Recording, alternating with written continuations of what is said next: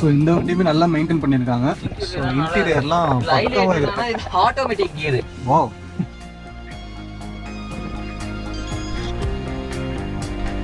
Automatic transition. இது என்ன சட்டை மேல எவ்வளோ பட்டன்ஸ். இந்த வண்டி பார்த்தீங்கன்னா ஃபோர்ட் ஈகோ ஸ்போர்ட்ஸுங்க, titanium model, button start, diesel வண்டி, 2010